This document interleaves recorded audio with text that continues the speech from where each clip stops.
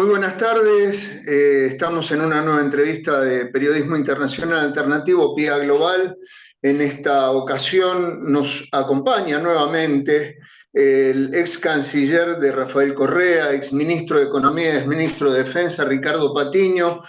Y en esta oportunidad tenemos el gusto de compartir esta entrevista con el compañero Yunus Soner, que es el editor del portal United World International, y con nuestra compañera del equipo de PIA Global, la periodista Micaela Constantini, a quien les doy la bienvenida y el agradecimiento por acompañarnos en esta tarde de lluvia en Buenos Aires.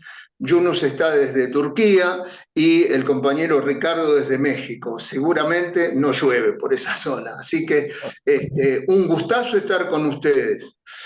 Para comenzar esta entrevista, obviamente, todo el mundo está interesado en los sucesos que se vienen desarrollando en nuestra querida República Hermana de Ecuador.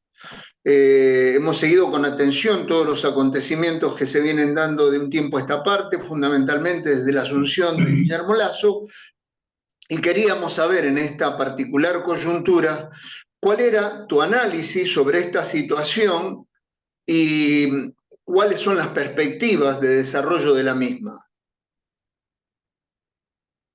Bueno, en primer lugar, muchas gracias por la entrevista. Saludos, Micaela, Yunus, Soner y Oscar.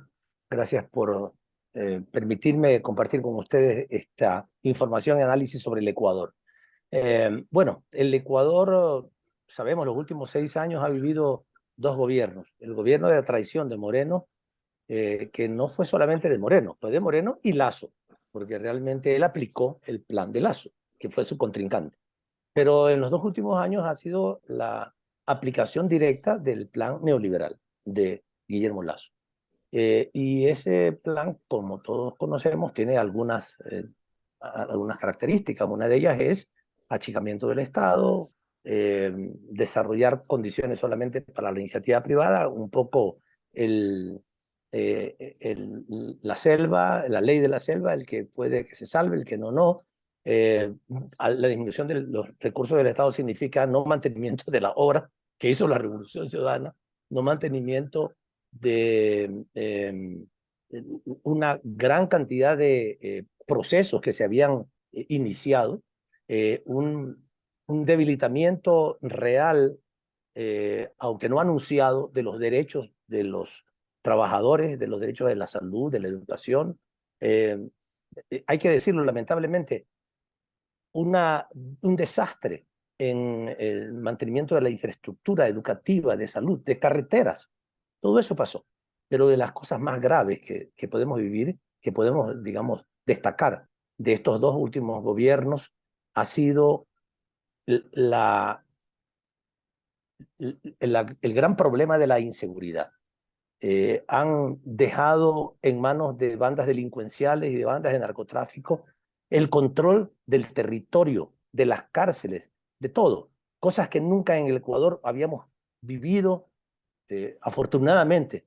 En tiempos anteriores nunca habíamos conocido lo que eran las vacunas. Esto sabíamos que se producía en Colombia, se producía en algunos países de Centroamérica. Esto es que en cada negocio, cada lugar, cada sitio donde las bandas delincuenciales podían tener acceso, le pedían al dueño de una farmacia, al dueño de un comercio, al dueño de una industria, plata, dinero para darle seguridad. Esa era la famosa vacuna. Eso no existía en el Ecuador. Ahora es masivo en todas partes. No sé si en todas las ciudades, pero en las más grandes ciudades, en todos los territorios, el dueño de una, como te digo, de una farmacia, de un comercio, de un pequeño negocio, aunque sea chiquito, que peor si lo promocionaba en internet, le mandaban una nota: si quieres estar vivo, ya conocemos dónde estás, conocemos a tu familia, paga $100 mensuales o $50 mensuales o 200 según el tamaño del negocio, para que no te mueras y para que no te matemos. Y los que no cumplían los mataban.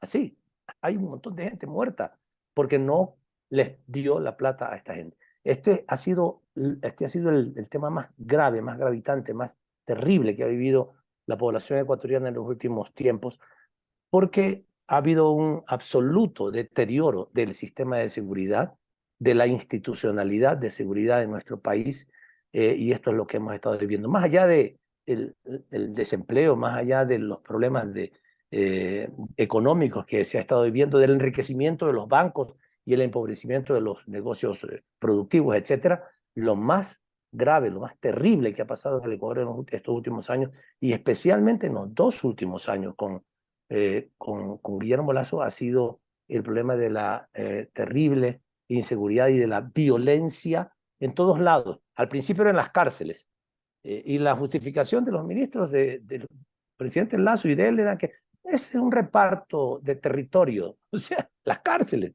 es un lugar en que debería estar absolutamente controlado por el Estado, porque ahí no hay nadie más que pueda controlar. Otra cosa son las calles, ya, no, las cárceles. Murieron en el año anterior 400 personas, no murieron, fueron asesinadas en las cárceles. La respuesta era, es que son disputas entre las bandas de narcotraficantes que están repartiéndose el territorio de las cárceles, las bandas. Lo decían como si nada, como si es una cosa normal. Y no importa, si son narcotraficantes, que se maten, no pasa nada. Pero poco a poco esto se fue apoderando de las ciudades, y esta es la principal preocupación que tiene el pueblo ecuatoriano. Lo resumo, el neoliberalismo reciclado en nuestro país ha vuelto a demostrar que no sirve, que es algo que tuvo una vigencia histórica corta en el mundo, en nuestros países también, y que ahora quisieron reencaucharla en el Ecuador, y ha demostrado que es un rotundo fracaso. Tanto así que este presidente, en apenas 2 años, cumpliéndose apenas 2 años de gobierno, ha tenido que suicidarse políticamente al disolver la Asamblea, porque nuestra Constitución establece que cuando el presidente toma la decisión de disolver la Asamblea, tiene que también irse a su casa. Lamentablemente, todavía va a poder, según la propia Constitución, durar un poco más de tiempo, ejerciendo el gobierno a través de decretos de emergencia económica, que seguramente le van a hacer mucho daño. Vamos a tener que estar atentos y reaccionando para que esto no suceda, para que no haga tanto daño en este último periodo, digamos, en su agonía antes de dejar el poder.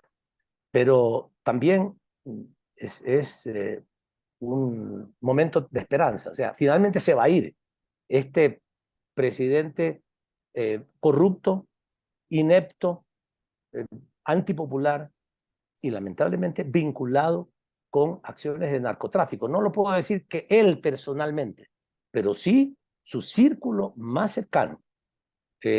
No son cosas que nosotros las decimos porque se nos ocurre, porque queremos hablar mal de alguien. No, estoy hablando de los informes de la Policía Nacional en su propio gobierno, que hicieron interceptaciones telefónicas en donde los personajes más cercanos al presidente de la República, estoy hablando de quien fue vicepresidente del Banco de Guayaquil 20 años, y del cuñado del presidente de la República, estoy hablando de una persona que tiene 40 años del amigo más cercano y personal del cuñado del presidente. Y el cuñado del presidente no es cualquier cuñado, es el cuñado el que lo metió en los negocios financieros, el que lo llevó a ser el dueño del Banco de Guayaquil, el que era el que hacía las funciones de presidente de la Junta Monetaria en la época en que el otro era el superministro de Yamil Maguade, que dolarizó la economía ecuatoriana.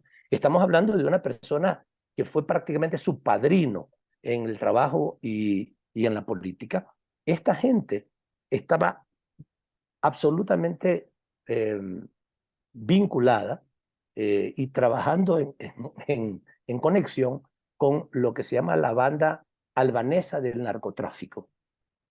Insisto, no son palabras de Ricardo Patiño, inventos, ¿no? Estamos hablando de los informes de la Policía Nacional, revelados públicamente por un portal de noticias que se llama La Posta en el Ecuador, absolutamente entregados a Lasso, antes a Moreno y después a Lasso, que parece que no tuvo otra alternativa porque alguien dijo que eso iba a salir y decidieron ellos hacerlo. O sea, ese portal de noticias que pidió a gritos y desesperadamente que votaran por Lasso y no por nuestro candidato Andrés Arauz en el 2021, no tuvo otra alternativa más que sacar esta información públicamente, y esto finalmente llegó al enjuiciamiento del presidente Lasso. He puesto este contexto, disculpen si fue un poquito amplio en hacerlo, pero es necesario entender que no es que Guillermo Lasso dijo, me están obstruyendo, porque ese es el espíritu de la Constitución. El espíritu de la Constitución es que si la Asamblea Nacional, el aparato legislativo, obstruyera permanentemente la acción de un gobierno, el presidente de la República tiene el derecho de disolver esa Asamblea Nacional, también se tiene que ir a su casa, para que después el pueblo ecuatoriano tome la decisión de finalmente con quién se queda, digamos, ¿no? Porque habría elecciones nuevas, por eso se llama muerte cruzada. Yo disuelvo la Asamblea, pero también yo me disuelvo como presidente, entonces es muerte cruzada. Y la idea es de que si efectivamente hay una obstrucción permanente de un aparato legislativo que no deja gobernar a un presidente, él tiene el derecho de disolverlo, y si es que él hubiera estado haciendo bien las cosas, el pueblo en las nuevas elecciones podría reelegir al presidente y, digamos, nombrar o elegir un nuevo Congreso. Pero esto no es lo que ha sucedido.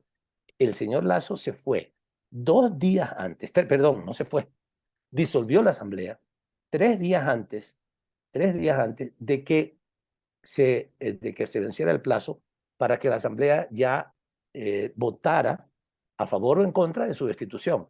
Él sabía que había grandes posibilidades de que hubieran los 92 votos, que es las 2/3 partes de la Asamblea, para su destitución.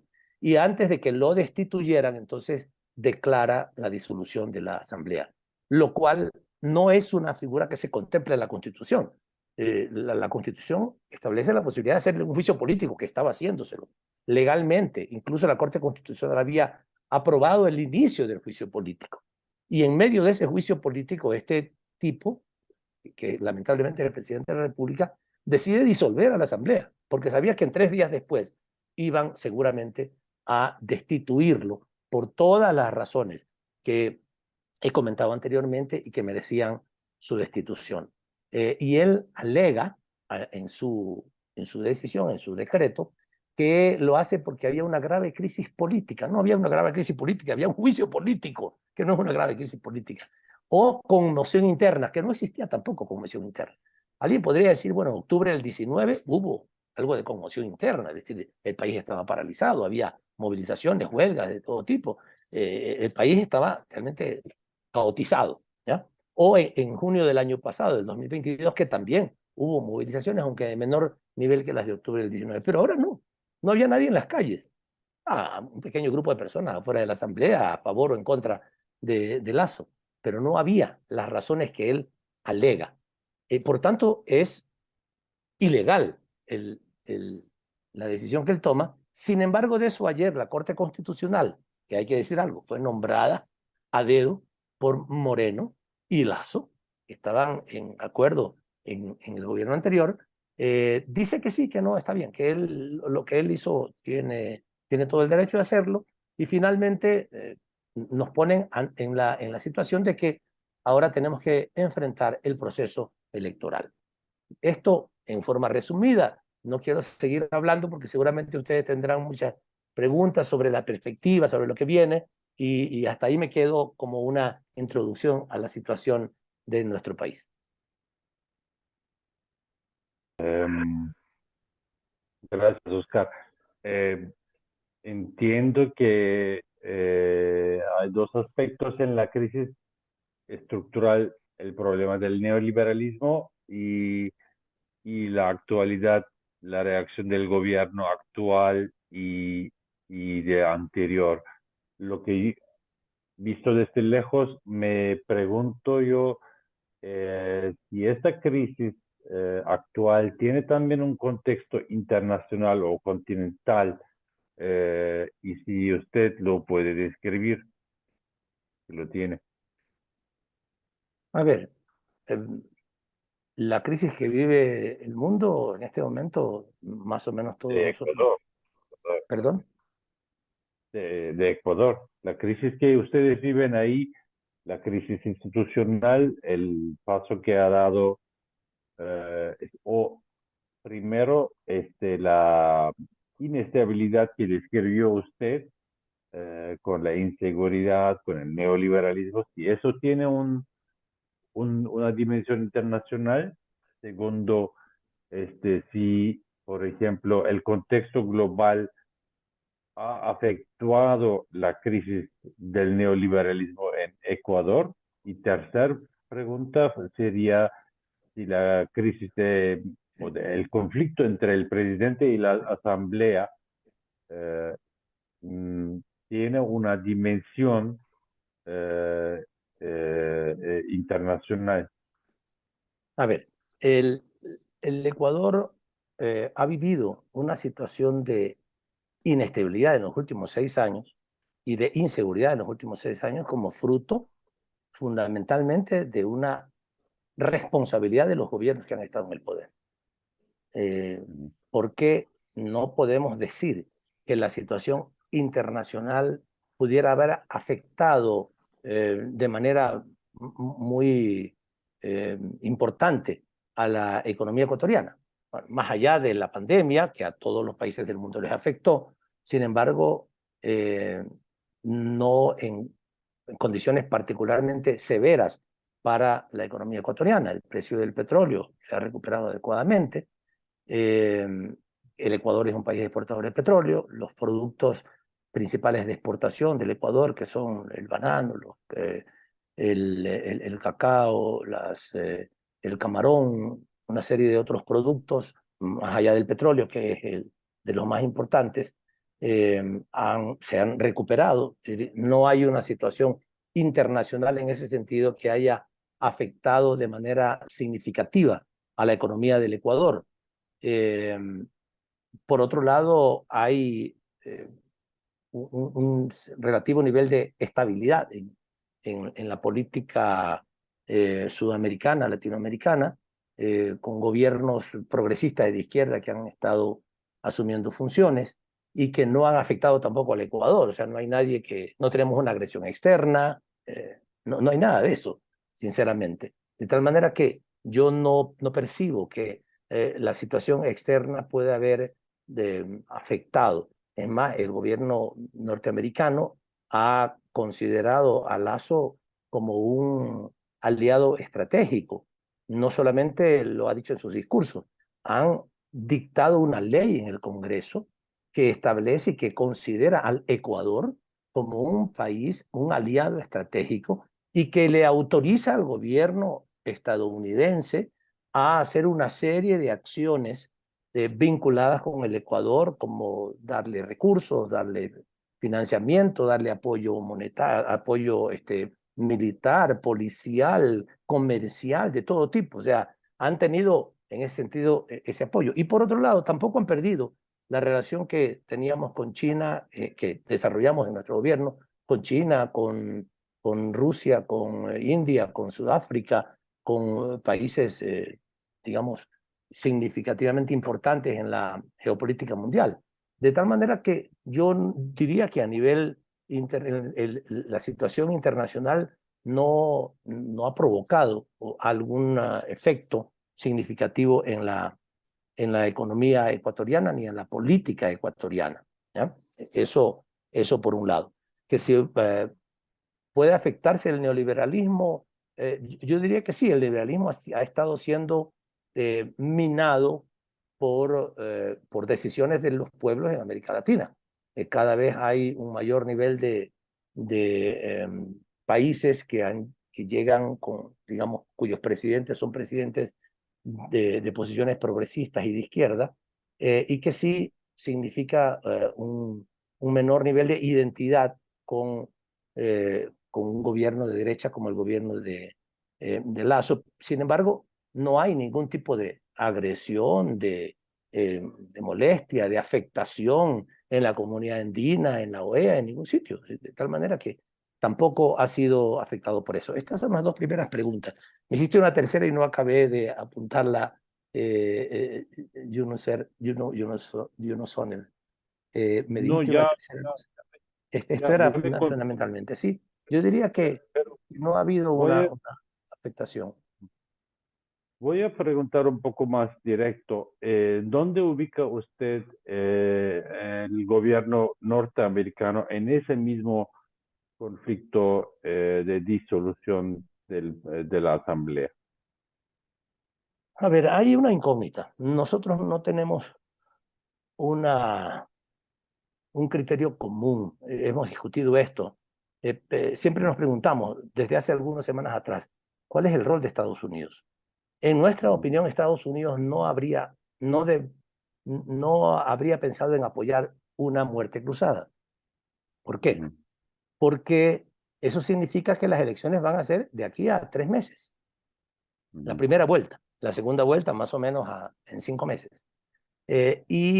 Definitivamente la Revolución Ciudadana, que es un partido político nacionalista, soberano, que no se entrega que no se entregó incluso con claridad ya en la ejecución de su gobierno del 2007 al 2017 a los Estados Unidos sin convertirlo tampoco en ningún enemigo, simplemente no es alfombra de los Estados Unidos, incluso tuvimos que despedir a una embajadora, echamos al representante del Banco Mundial, echamos al grupo militar, sacamos la base de Manta, sin que seamos enemigos del gobierno de los Estados Unidos, simplemente somos soberanos. Pues ellos, por supuesto, que no están, le dimos asilo a Julián Assange, ellos no estarían contentos con la vuelta de un gobierno de la Revolución Ciudadana, digamos, que lo lidera el presidente Rafael Correa. Y por tanto pensábamos que a ellos no les habría gustado que una muerte cruzada se produjera. Nosotros creemos que finalmente esta habrá sido una decisión de Lasso sin que tuviera el visto bueno de la Embajada de los Estados Unidos o del gobierno de los Estados Unidos, porque definitivamente no le convendría a los Estados Unidos hacer esto. Y lo digo porque todas las encuestas últimas demuestran que la principal fuerza política en este momento en el país es la Revolución Ciudadana, que el líder político más reconocido y querido del Ecuador es Rafael Correa. Hay encuestas que no fueron mandadas a hacer por nosotros, que son incluso de otras nacionalidades, que le preguntan a los ecuatorianos cuál es el mejor gobierno de la historia del Ecuador de los últimos años. Y el 50% dicen que es el gobierno de Rafael Correa. Y un 15% dicen que es el gobierno de Jaime Roldós en 1979. Y de allí vienen los otros, digamos. ¿Cuál es el peor? Le preguntan al pueblo ecuatoriano cuál es el peor gobierno de la historia. Y dicen que es el gobierno de Guillermo Lasso y le sigue Lenín Moreno. Ricardo, Bueno, eso en términos de encuesta. Y enseguida termino, dale. Mica. Y también lo que pasó en las elecciones del año, digamos, de febrero de este año. Tuvimos un resultado electoral muy, pero muy favorable. Ganamos las 9 prefecturas, que es más o menos como las gobernaciones en otros países, las más grandes del país, las más importantes, digamos, con el 80% de la población. El compañero de la Revolución Ciudadana es el alcalde de Quito, es el alcalde de Guayaquil, es el prefecto de Cuenca, es el prefecto de Manabí, es la prefecta de Guaya, es la prefecta de Pichincha y de muchas otras localidades de mucha significación política, lo que demuestra que recientemente el pueblo ecuatoriano, no solamente las encuestas, recientemente el pueblo ecuatoriano ha tomado una decisión en favor de personajes de la Revolución Ciudadana que por supuesto tienen valía por sí mismos, son valías personales, de acuerdo, pero también hay que decirlo, tienen mucho que ver con el acompañamiento que el presidente hizo de esas candidaturas. Todos ellos hicieron la campaña en una foto al lado del presidente Rafael Correa, en un video con el presidente Rafael Correa, lo que demuestra que hay una simpatía recuperada, digamos, de la figura del presidente Correa y de la Revolución Ciudadana en nuestro país. Por eso pensábamos que la muerte cruzada no se iba a producir porque Estados Unidos no estaría de acuerdo, pero también, como sabes, hay niveles de autonomía. Seguramente Lasso decidió esto por razones personales, por sus negocios, porque si esperaba hasta el sábado y se dejaba de ser presidente, ya no iba a poder seguir acumulando favores a las élites ecuatorianas, iba a asumir la vicepresidencia una persona que no es realmente no es de su grupo político, sino más bien de otro grupo de políticos de la derecha ecuatoriana, y por tanto, incluso él podría pensar que podría ser perseguido por su vicepresidente porque es muy cercano al Partido Social Cristiano, que ahora es enemigo. Es de derecha, pero es enemigo de Lasso. Entonces, sin embargo, esto pasó. Él seguramente decía, bueno, quiero estar por lo menos 6 meses más siguiendo, organizando mi salida, mis negocios, mi huida, porque seguramente se va a tener que ir del país por todos los daños que le ha hecho al Ecuador, pero dijo, bueno, prefiero y necesito darme un respiro, un poco de oxígeno durante 6 meses antes de dejar el cargo. Ricardo, quedan 3 minutos, perdón que hoy te interrumpí. Y bueno, para ir cerrando, si es que podés sintetizar, mi pregunta venía más que nada desprendida de esta idea de que, bueno, de la crisis también implica una oportunidad importante, ¿no? Se ha estado hablando de esta justamente oportunidad para el correísmo, y leía tu tweet de ayer en el que vos proponías organizar un gran frente social y popular. Bueno, preguntarte qué actores serían quienes conforman este gran frente y cuáles son las perspectivas a concretarse ante el eventual contexto electoral. No quiero decir los nombres de las organizaciones porque es un poco delicado, digamos, comprometerlas sin haber conversado con ellas. Realmente esto también nos ha cogido de sorpresa. Nosotros pensamos que el juicio político iba a seguir y ahora es una sorpresa, hay que hacer ya. Los candidatos hay que presentarlos el 20 de junio, o sea, después de un ratito. Entonces los compañeros en el Ecuador, yo estoy fuera, estarán ya comenzando a conversar. Creo que hay que hacer un acuerdo amplio con las organizaciones obreras, con las organizaciones indígenas, con las organizaciones afroecuatorianas, con los sectores populares en general, pero también con los sectores productivos, pequeños y medianos, que creo que son absolutamente, pueden estar absolutamente identificados con un proyecto como el de la Revolución Ciudadana, y por eso creo que todas estas agrupaciones políticas y sociales y empresariales, pequeñas y medianas, deberían de ser convocadas a un gran acuerdo nacional para recuperar la patria de estos daños que ha recibido durante los últimos 6 años del gobierno de Moreno y de Lasso. Es mi opinión personal. Creo que muchos compañeros en el movimiento político coincidirán conmigo en que esto hay que hacerlo. Genial, bueno, muchísimas gracias, Ricardo, por tu tiempo, por tu aporte tanto para PIA Global como para United World International. No sé si querrías decir algunas palabras más de cierres y bueno, y agradecerle también a los compañeros que estuvieron acá presentes. Sí, bueno, solamente expresar que sí tenemos un halo de esperanza ya. Pensábamos que íbamos a tener que esperar hasta el 2025, pero el tema se apuró.